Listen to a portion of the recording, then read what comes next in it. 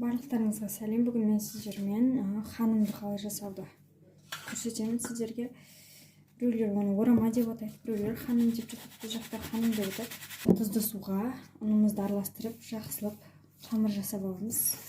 Қамырымыз елеуі қанып тұрады ғой, сол кезден бастап уже біз ішіндегі подливасына көшетін боламыз. Қамырымыз елеуі қанша қанған сайын жайған кезде соншалықты әдемі жайылады. Сол себепті қамырымыздың барынша июын қандырып илейміз, және жас илеп болғаннан кейін салқынға салып 15 минутқа қойып қоямыз. Жаңағы біз подливасын ішін дайындағанға дейін ол тынып жақсы болып тұрады. Мен қамырымды екіге бөліп зуалап қандырып қойдым. Июі қанып тұра береді. Картошкаларды жуып, былай екі қайтара жуып, пияз екеуін қазір жақсылап майдалап чұркыдан өткіземіз. Чұркыдан өткізгенде бізде қамыр қатты көтерілмейді, жегенге өте ыңғайлы болады. Болса кеттік.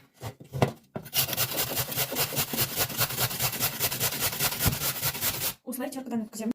Бізде начинкасы дайын. Ішіне азғана томат қосып, жаңағы дәмдеуіштеріңізді қосып, барлығын бір араластырамыз. Енді қамырымызды жұп-жұқа етіп жайып аламыз.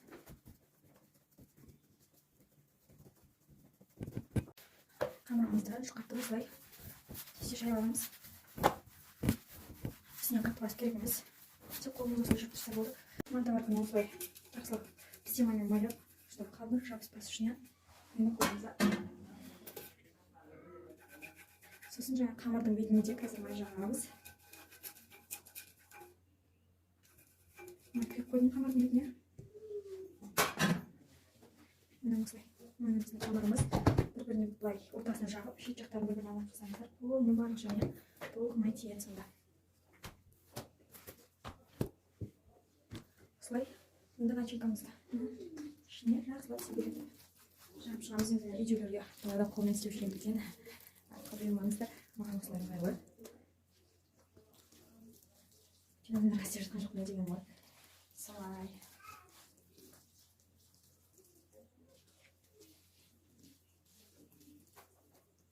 Осылай. Дәрежеде біз екі қамыр, екі зуал істейміз. Біз үйде 5 адамбыз.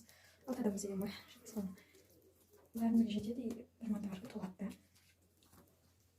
Жақсылап осылай шашып шығамыз. Енді қамырымызды орап шығамыз. Матаны шетінен ұстайсыз, былай матаны былай көтерсеңіз өзі осылай жылжиды. Екінші қамырымызға да дәл солай май жағып, ортасына начинкасын салып қоямыз қазір.